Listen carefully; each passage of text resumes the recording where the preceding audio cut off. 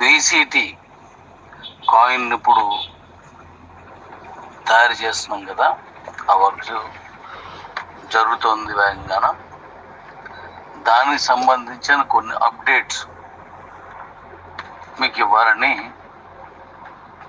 ఇప్పుడు మీతో కలవడం జరిగింది. అవేంటంటే, మన లోగోని ఆల్రెడీ మీకు ఇవ్వడం జరిగింది, మన కాయిన్ లోగోని. ఇప్పుడు దానికి సంబంధించిన మరికొన్ని విషయాలు పంపిస్తున్నాను. ఇప్పుడు మన కాయిన్ని మనం అనుకున్నట్లుగా ముందు అనుకున్న 1440 కోట్లు మాత్రమే ఇప్పుడు ఇస్తున్నాం. ఆ 1440 కోట్లలో కంపెనీకి, అంటే నాకు ప్రత్యేకించి ఏమీ ఉంచుకోలేదు. మొత్తం కాయిన్స్ అన్ని కూడా ఇచ్చేస్తున్నాను. అవి దేనికి ఎన్ని ఇస్తున్నాము, ఎలాగా అనేది ఇప్పుడు మీకు చెప్పబోతున్నాను. అలాగే ఇప్పుడు ఆ లిస్ట్ చెప్తాను, మీరు జాగ్రత్తగా వినండి. ఆల్రెడీ మనం ఎవరి అకౌంట్స్లో ఎన్ని ఉన్నాయో అన్ని యాజ్ ఇట్ ఈజ్గా ఒక్క కాయిన్ తగ్గకుండా మీ అందరికి వచ్చేస్తుంది. ఎనీ అకౌంట్ మీరు మెచ్ చేసుకుని ఉంటే అవన్నీ ఒక దాంట్లోకి వస్తాయి. మెచ్ చేయకపోయినట్లయితే ఏ అకౌంట్కి ఆ అకౌంట్ వచ్చేస్తాయి. నెక్స్ట్, ఇంకా అందులో ఎక్కడా తగ్గించట్లేదు మనం. Next, car winners, bike winners ఉన్నారు. ఇక్కడ బైక్ విన్నర్స్ని ముందు మాట్లాడుకుందాం. సెల్కి క్లియర్గా మనం 7,000 ఇచ్చేసాం కాబట్టి అది అయిపోయింది. ఇప్పుడు కారుకు సంబంధించి మనం అంటే 15,000 అప్పుడు ఇచ్చాం. ఆ తర్వాత కాయిన్స్ ఇచ్చాం.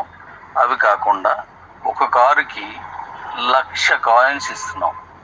సారీ, ఒక బండికి 1,00,000 కాయిన్స్ ఇస్తున్నాం. ఆ కాయిన్స్ని మీ అకౌంట్లో పంపిస్తాను. అవి యాజ్ ఇట్ ఈజ్గా మీరు పంపించుకోవచ్చు. నెక్స్ట్, కారుకు సంబంధించి అప్పుడు మనం 1,00,000 ఇచ్చాం. సో ఇప్పుడు మనం ఇంకొక కారు కోసం ఖాళీగా ఇంతవరకు ఇచ్చిన కాయిన్స్ కానీ, అప్పుడు మనం ఇచ్చిన ఈఎంఐలు కానీ, కారుకి ఇచ్చాం, మనకి ఇచ్చాం. ఒక ఈఎంఐ రియల్గా కొనుక్కున్న వాళ్ళకి ఇచ్చాం. ఇక్కడ ఏంటంటే, అందరికీ కారు విన్నర్స్ అందరికీ ఒక్కొక్క కారుకి 5,00,000 కాయిన్స్ కేటాయించడం జరిగింది. ఈ కేటాయించినవన్నీ కూడా నా కోసం ఉంచుకున్న 540 కోట్ల కాయిన్స్లో నుంచే ఇస్తున్నాను. మీకు ఉన్నటువంటి ఈ 900 కోట్ల కాయిన్స్లో నుంచి ఒక్కటి కూడా వాడుకోలేదు. కంపెనీ డెవలప్మెంట్ కోసమే అవి నేను కేటాయించుకున్నాను కాబట్టి, అంటే నా కోసం. ఇప్పుడు నేను కేయూసీలో నేను దీన్ని అంతటినీ చూసుకుంటున్నాను. అంటే నేను అందులో ఈ యూటిలిటీ తీసుకుంటాను కాబట్టి ఇంక నా కోసం ప్రత్యేకించి తీసుకోలేదు. నిజానికైతే తీసుకోవాలి, కానీ నేను అమ్మి మీరు అమ్మితే అది కరెక్ట్ కాదు. కాబట్టి ఇప్పుడు కారుకి 5,00,000, బండికి 1,00,000. ఇది కాకుండా మనకి 5 మ్యాట్రిక్స్ చేసిన వాళ్ళు కొంతమంది, ఫ్లాట్ కోసం అని కొంతమంది చేశారు. ఇప్పుడు మనకి 745 మందిలో అందరూకి ఫ్లాట్స్ కాదు అవి. మనం అప్పుడు మీటింగ్ కోసం వచ్చిన వాళ్ళు ఎవరైతే ఉన్నారో వాళ్ళకి అప్పుడు మనం ఏదైతే ప్రామిస్ చేసామో దానికి సంబంధించి ఒక్కొక్క ఫ్లాట్కి 25,00,000 కాయిన్స్ ఇవ్వడం జరుగుతుంది. ఓకే డాడీస్, ఒక్కొక్క ఫ్లాట్కి 25,00,000 కాయిన్స్ ఇవ్వడం జరుగుతుంది. దీని తర్వాత మనకి 16 వీక్స్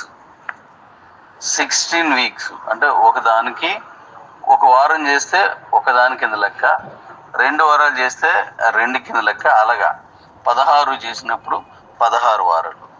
వారానికి 30 కాయిన్స్ చొప్పున ఇవ్వడం జరుగుతుంది. ఒక వారానికి 30 కాయిన్స్. దీని తర్వాత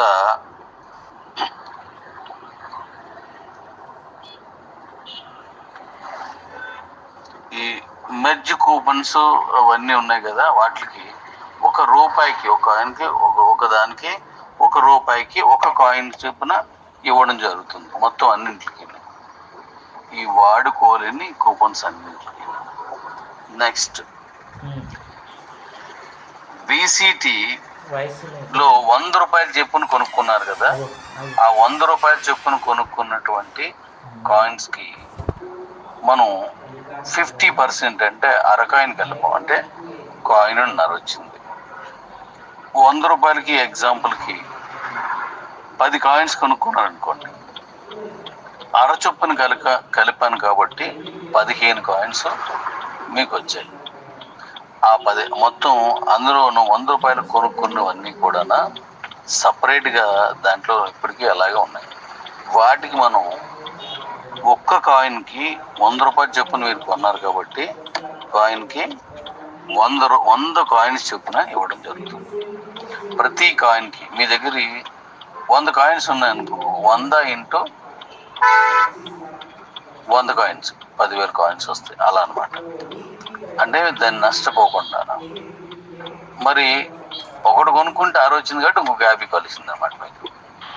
ఇది దీని విషయం.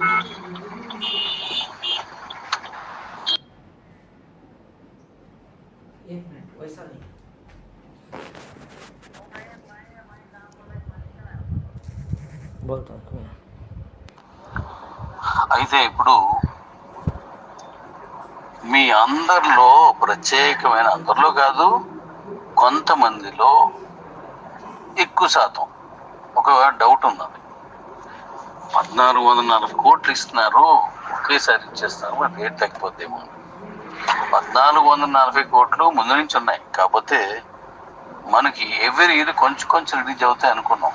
కానీ ఈ మనందరి నిర్ణయం వల్ల ఇది మళ్ళీ 10 కోట్లు తగ్గించడం, అలా వద్దని చెప్పేసి మళ్ళీ మీది రావడం, వీటన్నింటితో రావడం. రెండోది బీసీట్లో పేమెంట్స్ జరగకపోవడం, అది అకౌంట్ సీజ్ చేయడం, దాంట్లో మీరు వేస్తే వెళ్తున్నాగా నేను తీస్తే రావట్లేదు. ఇలాంటి కారణాల మీద ఇది మనం ఎలా రన్ చేయడానికి వీలు పడలేదు.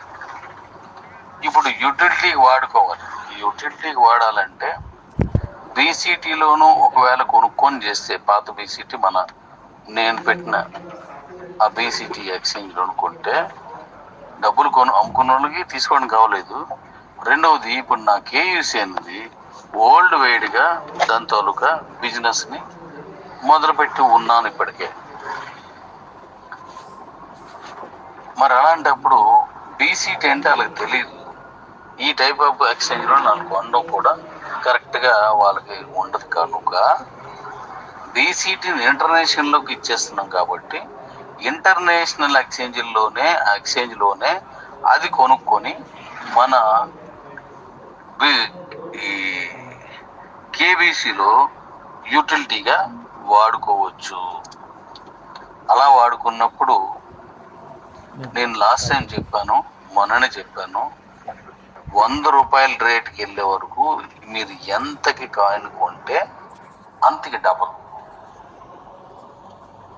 అంటే ₹10 కొంటే ₹20, ₹1 కొంటే ₹2, ₹100 కొంటే ₹200, ₹100 వరకు మనం దాన్ని ఆ విధంగా మనం తీసుకుంటున్నాను నేను. ఓకే, ఇది గుర్తుపెట్టుకోండి. ఇప్పుడు రేట్ తగ్గిపోద్ది అని భయం ఉన్నది. నేనేం చెప్పాను దానికోసం, నేను యూటిలిటీని చాలా గట్టిగా ప్లాన్ చేసుకున్నాను. ఇప్పుడు మీరు కాయిన్స్ అన్ని ఒకేసారి అమ్మేసుకోవాల్సిన అవసరం లేదు. జాగ్రత్తగా ఆచితూచి అమ్ముకోండి. మీ మైండ్ సెట్ స్టేకింగ్లో పెట్టుకోండి. నేనేం చేస్తాను, 1 కోటి కాయిన్స్ నా దగ్గరకు వస్తే 50 కోట్ల కాయిన్స్ నేను పూర్తిగా క్లోజ్ చేసుకుంటాను. వాటిని మార్కెట్లో తేను. మళ్ళీ ఎగ్జాంపుల్కి 10 కోట్ల కాయిన్స్ వస్తే మళ్ళీ 5 కోట్ల కాయిన్స్ మార్కెట్లో తేను. ఇలా నా దగ్గర నుంచి సగమే మార్కెట్లోకి వస్తుంటాయి, మళ్ళీ నా దగ్గరకు వచ్చిన దాంట్లోంచి సగం మాత్రం పూర్తి బ్లాక్ అయిపోతాయి. ఇక్కడ క్రమేపీ ఏమవుద్ది, కొన్నాళ్ళకి మార్కెట్లోకి వచ్చే సంఖ్య మీ దగ్గర ఉండి అలా అలా అలా మీ దగ్గర వచ్చిన నా దగ్గరికి అలా వచ్చి ఇక్కడ బ్లాక్ అయిపోతాయి. అందువల్ల కాయిన్ని జాగ్రత్తగా దాచుకోండి. యూటిలిటీలో నేను చాలా ఎక్కువగా తీసుకోవడానికి ప్లాన్ చేసుకున్నాను. ఇంకా ఎవరైనా యూటిలిటీలో వాడుకుంటానంటే వెల్కమ్, వాళ్ళు కూడా యూటిలిటీలో వాడుకోండి అని నేను చెప్పాను. ఎక్కువ శాతం కాయిన్స్ నేనే గెయిన్ చేసుకోవాలని చూస్తున్నాను. నేను మీకు డబ్బులు ఇచ్చి కొనేసుకున్న తర్వాత మీ దగ్గర కొనట్లేదు, నేను ఎక్స్చేంజ్లో కొనుక్కుని నా దగ్గరకు వస్తాయి. నా కేయూసీలోను నేను కొనుక్కున్నాను. మీకు అక్కడ రూపాయికి మీరు కొనుక్కుంటే ఎవరైనా, మీరంటే ఇంటర్నేషనల్గా ఎవరు కొనుక్కున్నా వాళ్ళ దగ్గర నా కేయూసీలో నేను రెండు రూపాయలుగా కొనుక్కుంటున్నాను. కొనుక్కున్నోడికి మళ్ళీ 2 రూపాయలు ఇక్కడ యూటిలిటీకి ఇచ్చేస్తుంది కదా. అప్పుడు ఇలా నేనే కొనుక్కుంటున్నాను, నేను క్రియేట్ చేసిన కాయిన్ని నేనే మళ్ళీ కొనుక్కుంటున్నాను. అందుకే నాకు అందులో కాయిన్స్ పెట్టుకోలేదు. Okay daddies. అయితే ఇప్పుడు ఇంకో విషయం మాట్లాడాలి మీకు. బీసీటీలో కాయిన్స్ అమ్మడం నిన్నటి నుంచి నేను ఆపేశాను, అంటే శనివారంతో ఆపేశాను. ఇంకా బీసీటీలో మీరు కాయిన్స్ అమ్ముకోవడానికి వీలు లేకుండా బంద్ చేశాను దాన్ని. ఎందుకు బంద్ చేశానంటే, అమ్మకుండా మీరు అమ్ముతున్నారు, నేను ఆ డబ్బులు మీకు ఇవ్వడానికి కావు. మళ్ళీ దీనికోసం మీరు అమ్మేసుకుని ఇందులోకి వచ్చిన దానికోసం నేను మళ్ళీ ఇప్పుడు ఏదైతే ఆ డబ్బులు తిరిగి ఇవ్వడానికి సేవ్ చేస్తున్నో వాటిలోంచి తీసి మీకు ఇవ్వాలా, అది నాకు భారం అవుతుంది మళ్ళీ. అందుకోసం నేను అది ఆపేశాను. మీకు పేమెంట్ చేయలేనప్పుడు మీరు అమ్ముకొని ఉపయోగం. మీకు 50 రూపాయలు చొప్పున మీకు ఇస్తున్నాను, 50 కాయిన్స్ ఇస్తున్నాను కాబట్టి దాన్ని నిలుపు చేయడం జరిగింది. ఇప్పుడు నేను ఏదైతే ఈ WS ఈ ఎక్స్చేంజ్లో ఉన్న క్యాష్ మొత్తం నేను మీకు తిరిగి ఇస్తున్నాను. అది నాకు ఇప్పుడు సేల్ పెట్టేసి ఉంది కాబట్టి మొన్నటి వరకు సరైన రాలేదు. ఇప్పుడు దాని కొన్ని పార్టీస్ ఉన్నాయి, వాటిల్లో చేస్తాను. ఎక్కువ నేను కొన్ని ల్యాండ్లో డిస్ప్యూట్లకు వెళ్ళిపోయి నాకు కరెక్ట్గా అదే టైంలో నాకు ఒంట్లో బాగుపోవడం వల్ల కొన్ని డిస్ప్యూట్ ఉన్నదని తెలియక నేను తీసుకున్నాను. తగుల్లో ఉన్నాయి, అవి తేలవు, మరి అప్పుడు దాన్ని నమ్మలేను. అప్పుడు మిగతా దారులు చూసుకొని తీసుకొస్తున్నాను. అది వచ్చిన వెంటనే నేను మళ్ళీ ఇంకొక వీలు చూసుకొని దాన్ని ఆ డీల్ నేను కరెక్ట్గా డీల్ని చూసుకొని నేను ఒక డేట్ ఇస్తాను, ఆ డేట్కి మీకు వచ్చేస్తాయి. సేమ్ టైం నేను ఇప్పుడు కేయూసీని డెవలప్ చేసుకుంటూ వెళ్తున్నాను.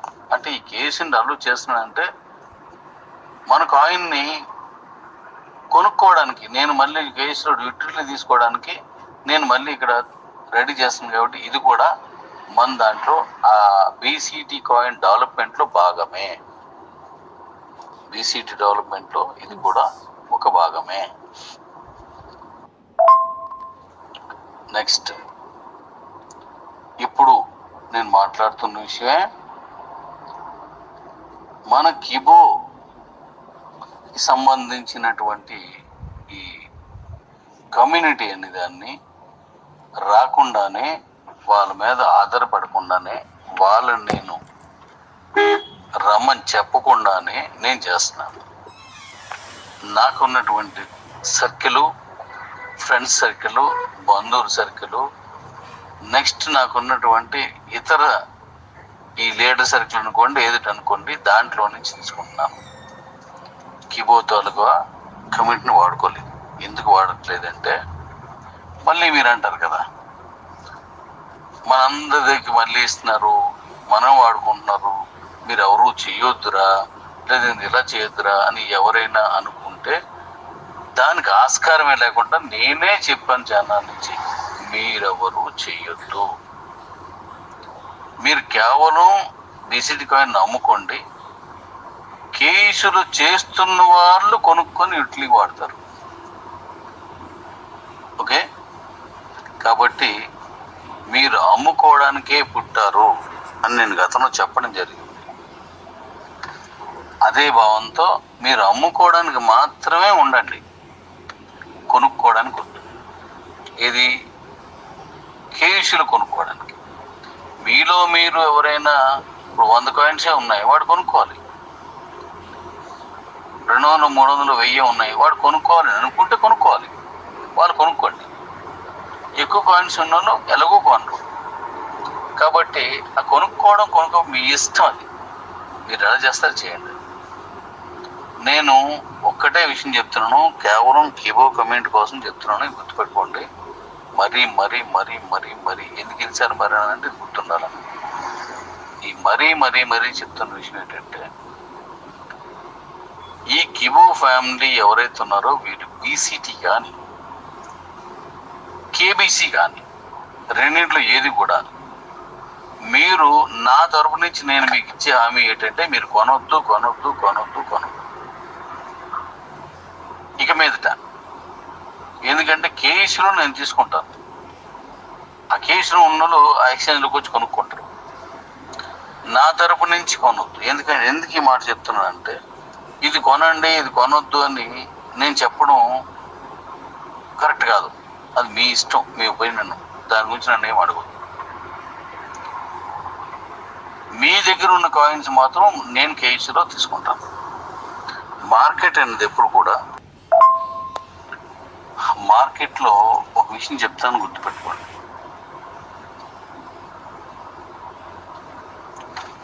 ఎదుటి వాడిని మంచోడు కాదు, కరెక్ట్గా చేయలేడు, లేదా ప్రొడక్ట్ మంచిది కాదు అని చెప్పి మార్కెట్ చేయడం సరైన విధానం కాదు. కాబట్టి నేను ఎప్పుడూ ఇంతవరకు ఫలాన్ని చెడ్డది, ఫలాన్ని దాంట్లో మీరు చేయొద్దు, ఫలాన్ని మీరు చేయొద్దు అని చెప్పేసి నేను ఎక్కడా చెప్పలేదు.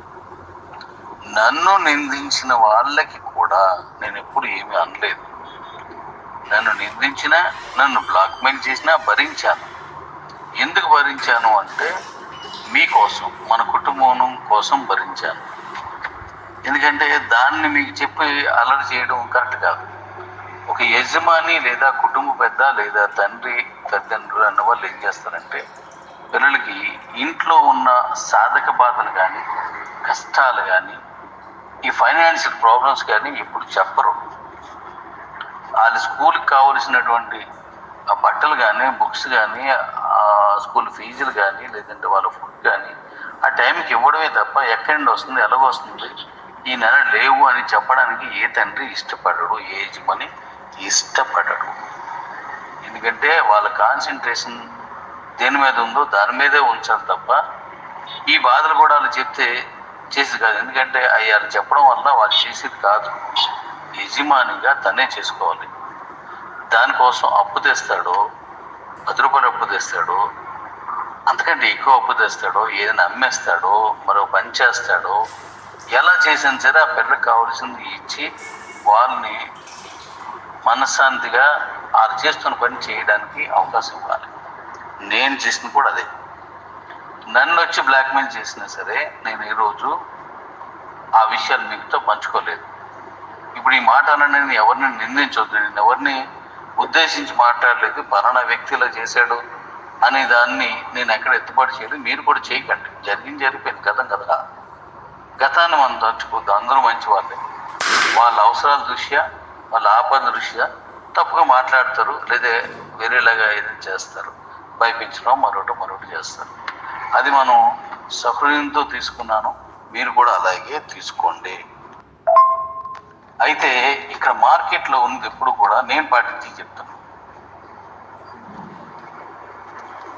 ఒక 2 భోజన హోటల్స్ ఉన్నాయనుకో, మీకు అర్థం అవడానికి ఎగ్జాంపుల్ చెప్తాను.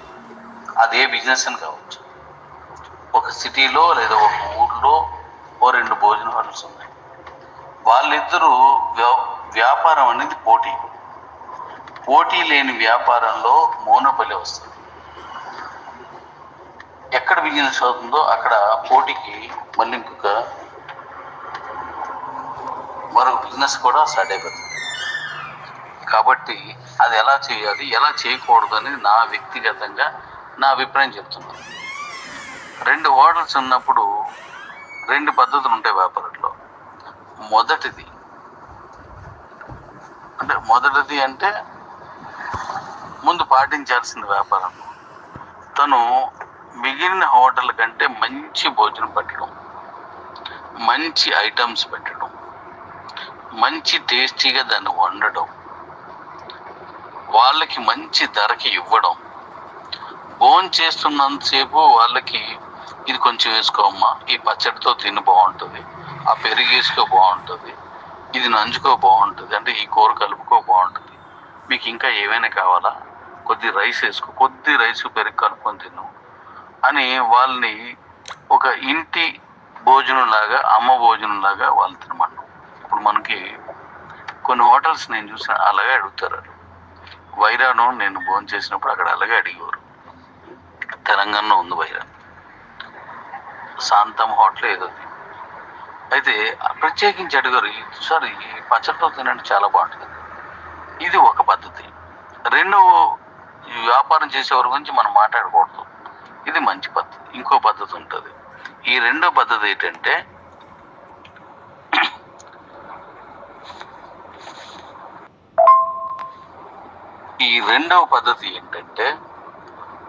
వాడు భోజనాలు బాగోవు, వాడు వాడే రైస్ బాగోదు, వాడు వండే కూరలు ఫ్రిడ్జ్లో పెట్టేసి పాతి ఇస్తాడు, వాడు కోళ్ళు వాడు కాకిలు కొట్టి పెడతాడు, లేకపోతే వాడి ఆయిల్ మంచిది కాదు, లేదా నీట్గా ఉండదు, అది మంచి భోజనం హోటల్ కాదు, మా హోటల్ బాగుంటుంది అని చెప్పడం. ఈ 2 పద్ధతుల్లో ఏదో అన్ని మంచిదని మీరు చూడండి.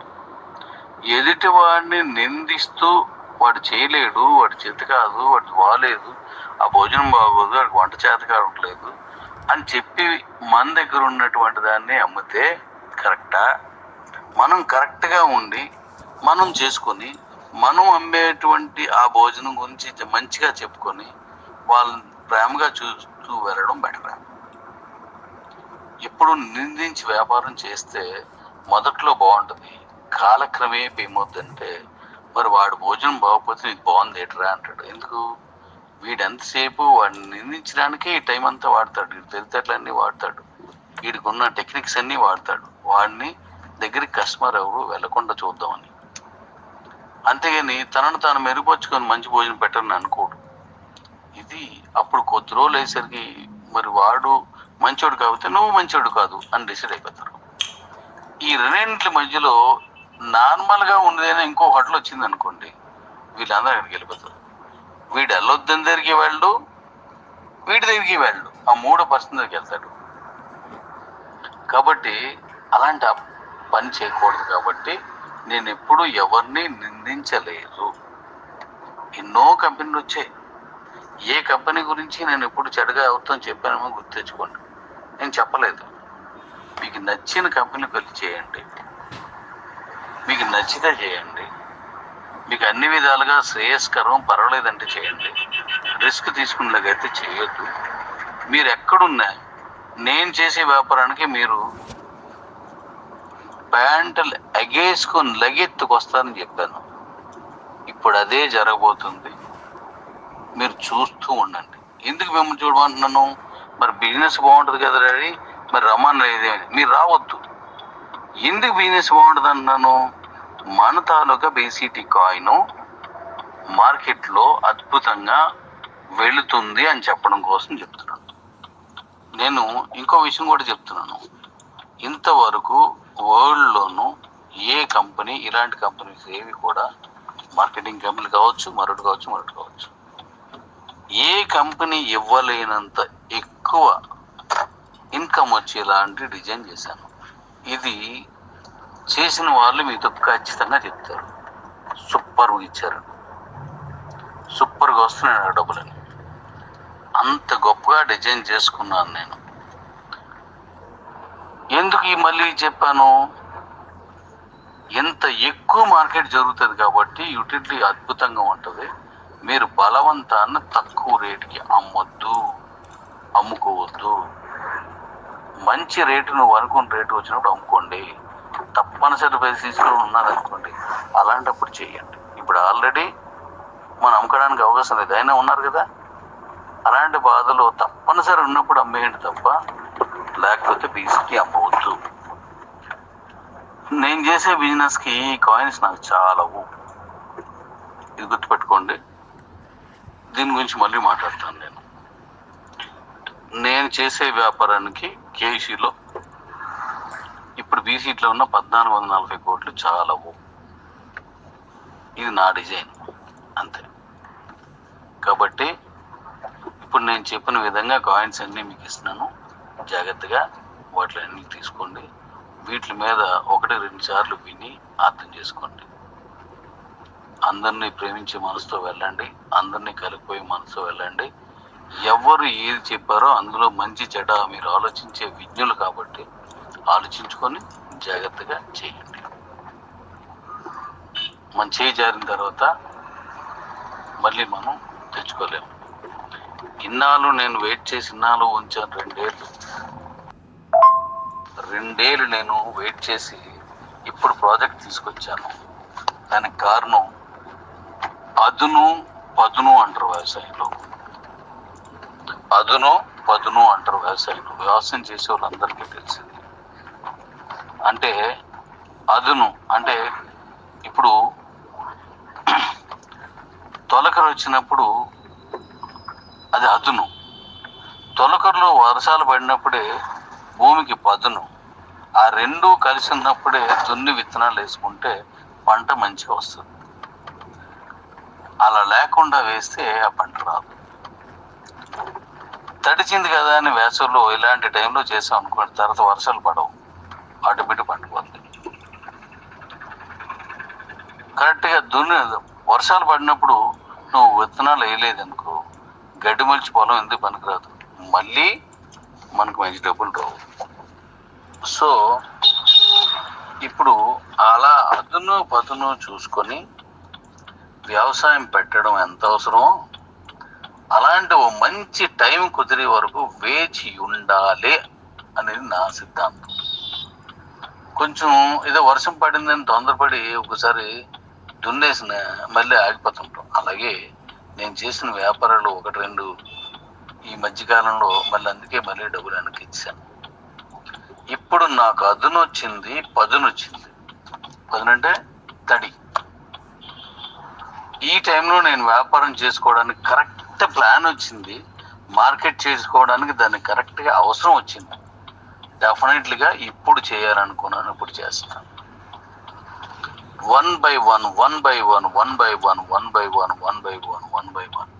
నా తాలూకా ప్లాన్స్ని కేజీలో ప్రవేశపెడుతూ ఉంటాను. ఇలా చేయడం వల్ల మెల్లిమెల్లిగా మనకు ఆయన అందుకుని అలా వెళ్ళిపోతుంది.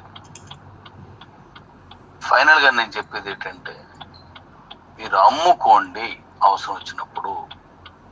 ఎక్కువ కాయిన్స్ ఉన్నా కానీ ఇచ్చేయకండి, ఎందుకంటే అలా వచ్చిందని అన్నీ నా దగ్గరికే వస్తాయని నా పూర్తి విశ్వాసం. ఎందుకంటే మీరు మీరు అమ్మిన రేటుకి డబల్ నేను ఇస్తున్నాను, నేను తీసుకుంటున్నాను.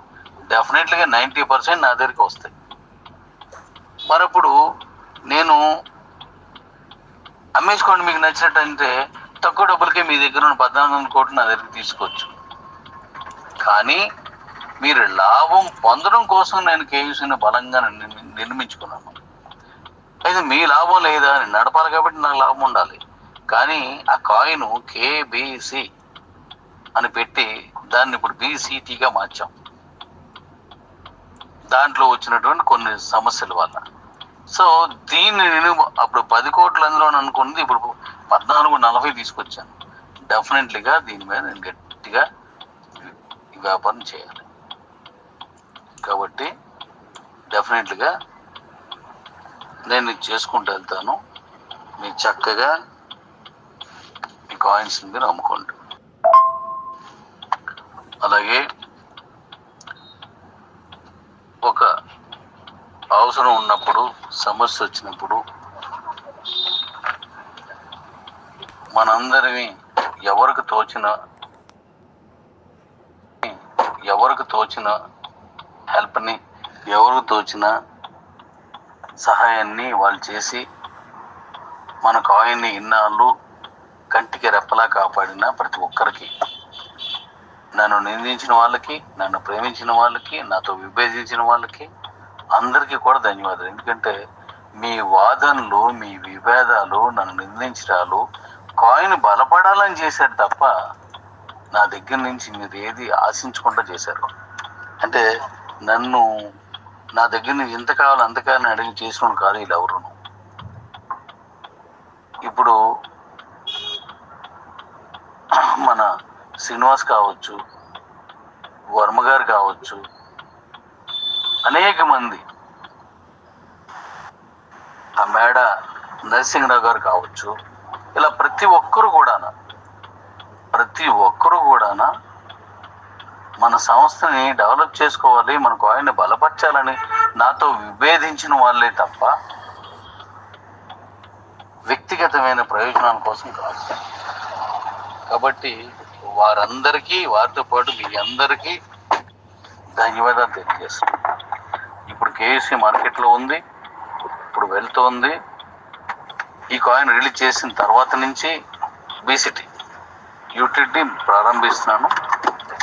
Thank you.